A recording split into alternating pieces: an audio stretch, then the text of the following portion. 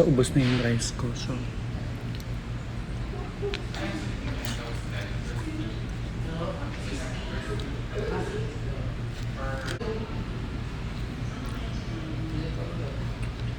ang harap.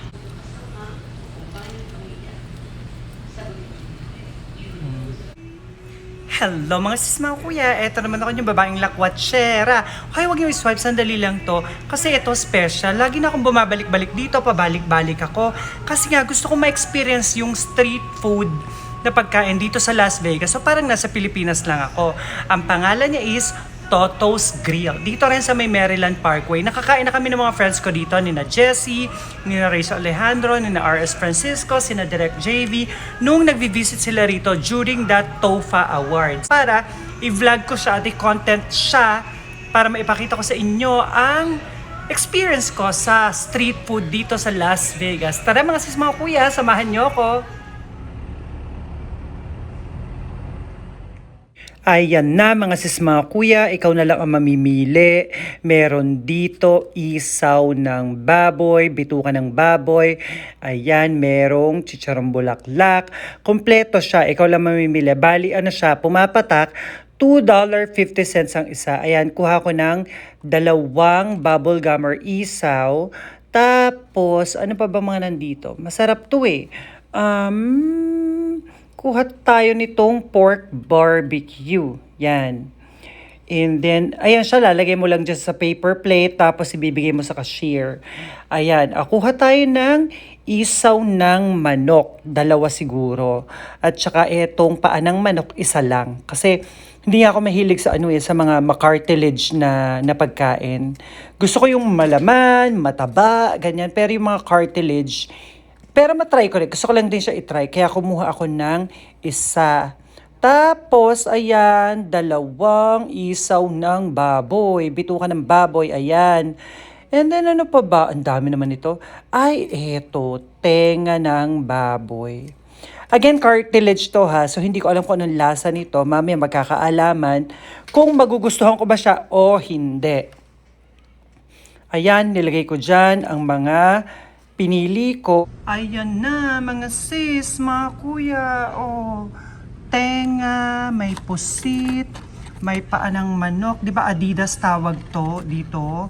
Ayan, merong bituka ng baboy, di ba? May karne, may isaw ng manok, di ba? Very Philippines lang, oh. Siyempre, yan ang kanin, oh. Ayan, mag-isa ako dito. So, may mga sausawan, ganyan. So, naku, baka mapapakamay ako nito, mga sis, mga kuya. Ayan na nga, umpisahan natin, mga sis, mga kuya, sa bubblegum or isaw ng baboy. So, lagay natin sa hindi maanghang. Sausaw natin.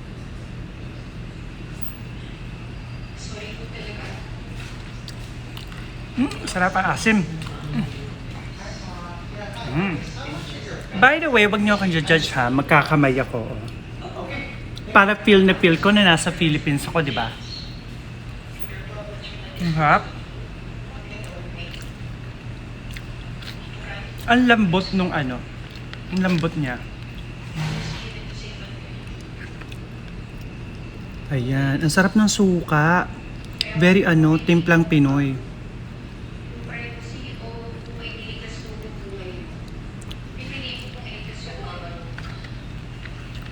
Up.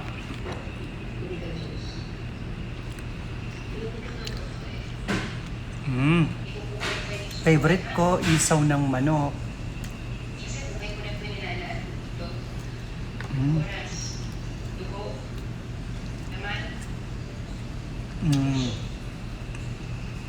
Wow.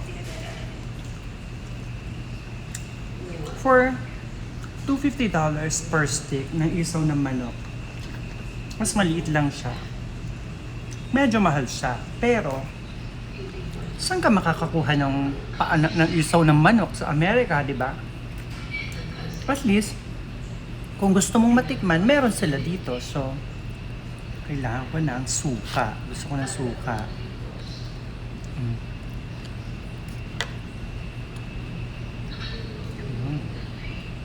Beef isaw barbecue. Intestine to ng beef.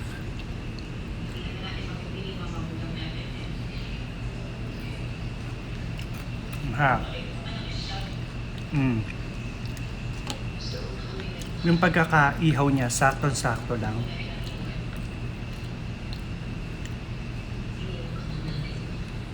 Ayan siya, mga sis, mga kuya. Ang sarap. Grabe.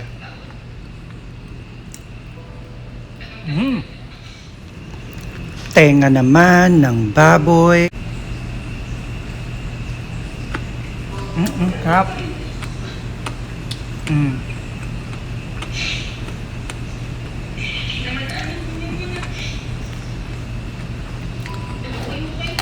Hindi ako masyadong fan ng cartilage. Kahit sa sisig, ganun, ayoko ng ma-cartilage. Gusto ko malaman, mataba, ganun.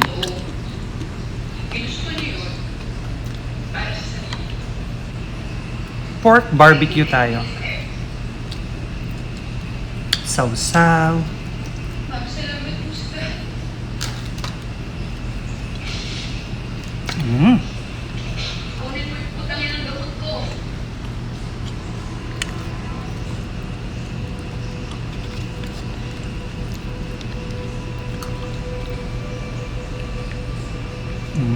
Sarap.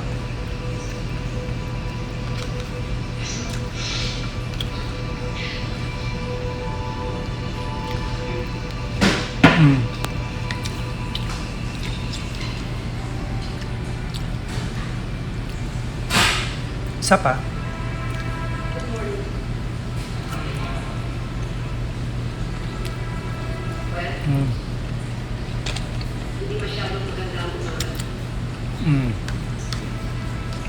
Adidas, number 3, 3 fingers. Paanang manok muna tayo. So don't give me excuses. Oh. Nadobo na siya. And then inihaw na lang. Kung meron silang gusto kasama, kung paano yung pamilya, sagutin mo.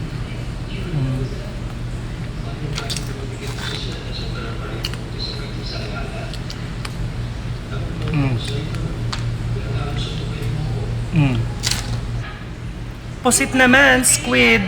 I'll be honest mga sis, mga kuya, hindi pa ako nakatikim nito. As in, kahit na umuwi ako sa Pilipinas, hindi ko siya natikman. Kasi parang naano ko sa kanya na nakukunatan, ganun. Pero lagi ko tong nakikita na trending siya kasi sinasawsaw sa napakadaming suka. Tapos isang kagat lang. So try natin kung kaya ko yon ha.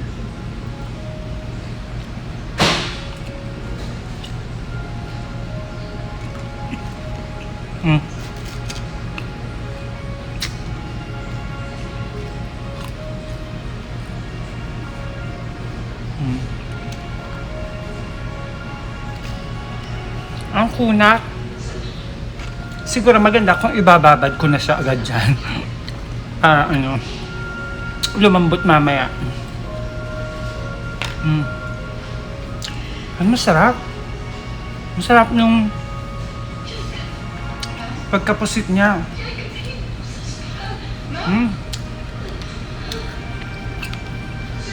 Sarap ng suka.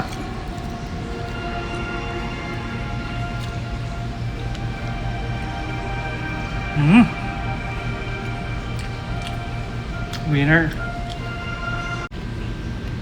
Bubble gum pa.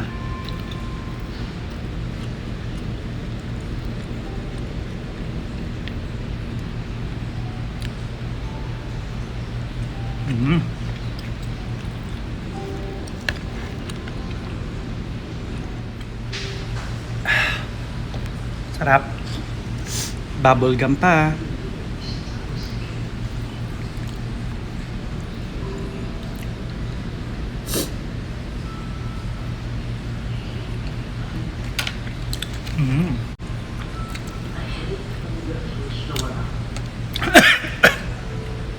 Asim. Ang anghang. Opak mga sis, mga kuya, naubos ko. Busog na naman. ang babaeng lakwatsera, sabi nga ng pamangkin ko si Ella, Tita Lali, ligtas na naman sa gutom, ligtas na naman ang lunch mo. So, yeah, masarap siya. I think experience yung binabayaran, okay? Kasi for example, pumunta ka ng Jollibee, merong $13 na or 16 yata, I forgot, meron ng spaghetti, meron ng fried chicken, ganon. May drinks pa yon. Dito, nagbayad ako ng $27.09 dahil cash yung binayad ko. Pero pag credit card, ano dapat siya? Something 29 ganon. So, kinash ko na lang siya. Tapos, nagkamay ako to feel the experience. Masarap. Ang sarap nung isaw, nung bubble gum.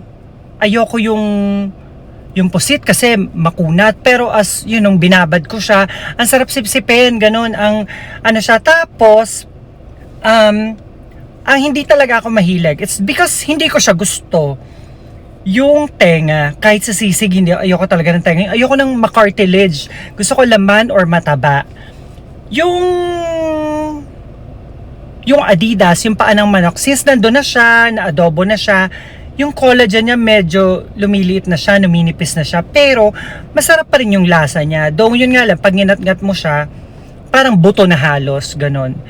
Pero again, in my personal opinion, kakain ka ng street food na ganito, $28, $27.9 ang binayaran ko. Mahal ba yun? Walang drinks yon ha, tapos take away ano. Para sa akin, mahal siya kung hindi mo hahanapan ng value yung kinain mo. Pero para sa akin, sige nga, kayo ang maglinis ng isaw. Sige nga, kayo ang maghanap na mabibilihan ng chicken isaw sa Amerika. Alam mo yon. Kayo ang maglinis, kayo ang mag-adobo, kayo ang magtusok ng isa-isa niyan at iihaw nyo pa. So for me, it's more of yung binayaran ko, it's more of the hard work and the experience na pina-experience nila. Naramdaman ko rin naman na parang nasa Pinas ako, nagkaroon ako ng Pinoy experience. Masarap siya. Tapos, mga sis, mga kuya, since it's a Filipino street food, Pinoy street food, medyo toyo, 'di ba? Lahat inihaw. Sana meron man lang libreng sabaw. Very Pinoy street, 'di ba? Libreng sabaw ng nilaga, ng buto-buto, nasa yung maliit na cup, ganun, or selling for $1. Why not? Para hindi naman siya toyong-toyo na parang ang lungkot mo habang kinakain mo siya, ganun. So I think it's a good ano rin. So for me, all in all, $27 sa lahat ng kinain ko. Worth it naman siya kasi nga nakadalawang rice pa ako, wala nga lang drinks yon. Pero yung experience na makakain ka ng pagkain na hindi mo kailangan umuwi ng Pilipinas, na naramdaman mo yung pagka-Filipino mo, damang-dama ko yon, you know. So, siya yung pagkain na hindi ko, masarap siya, pero sa presyo niya na $200.50 per stick, it's something na hindi ako uulit. Kasi, 4 na stick, $10 na, diba? So, may bibili ka pa ng rice, ganun. Si Barbie, yung cashier nila, na-meet ko, bagong cashier dito sa Las Vegas. Tapos, ayun, so it's something na hindi ko uulitin araw-araw kasi medyo pricey, pero masarap nga, it's an experience. Kung may manlilibre sa akin, bakit hindi? Sasama ulit ako kasi masarap naman talaga yung mga isaw nila, malambot, ganyan, malasa, 'di ba? So, yun lang mga sis, mga kuya. Nakarating na ba kayo rito sa Toto's Grill sa Las Vegas, sa may Maryland Parkway? At anong favorite nyo rito? Mahal ba siya o mura? Uulit ba kayo rito o hindi? Kumusta ang service? Ganun. Feel free to comment below mga sis, mga kuya. Kasi naranasan ko na rin yung ganitong style pero ang bongga. Sa LA naman, ang tawag sa kanya, dollar hits. So mamimili ka rin ng iihaw, pero sa labas ng restaurant, may mga 3 ihawan doon na grill na uling. Ikaw mismo yung mag-iihaw, ikaw yung magpapaypay, tas dun ka kakain sa mga mesa sa labas. It was a great experience. Tapos, mas mura. Siguro ang isang stick, $1.25 or $1.50, ganun. So, syempre, iba-iba. At may mga pwesto pa yan na inuupahan. I imagine, siguro tong ganitong kalaki, lagpas niya ng mga 6 or 8,000 na upa sa isang buwan. So, yun lang mga sis, mga kuya. Kung may mga suggestions kayo, mag-comment lang kayo. Tapos, stay tuned lang. Tapos, mga sis, mga kuya, abangan niyo yung bagong ini-edit ko na docu-series ko. Meron akong shoot last year. Siguro mga 8 episodes yun. Hindi ko pa ma-mention kung tungkol saan yung docu-series. Kasi, pag wala akong project sa indie filmmaking, gumagawa ako ng documentaries or listening to different type of people's stories, narratives, and then I put it on a documentary, okay? Pero ito, English to. So, medyo, hindi ko pa masabi kung tungkol saan, pero yan talaga ang gustong-gusto kong gawin. Pero pag kunwari, gusto kong alis sa ganyang situation na editing, it's kind of stressful to, mahal pag magta-travel ka sa subject mo, tapos yung editing, pulido dapat, ganyan. So, ayun ang ginagawa ko. Nagva-vlog naman ako, lifestyle vlog, or nagre-reels ako sa Facebook. So, mag-follow lang kayo mga sis, mga kuya ha. Na-appreciate ko kayo lahat. So, I think, yun lang mga sis, mga kuya. Oh, meron ko Instagram, Lali Amante Official. Tapos ang Facebook ko, Leila Amante. L-E-I-L-A, Leila Amante. So, yun lang mga sis, mga kuya. Charing. Thank you sa panonood. Pack winner! Mwah!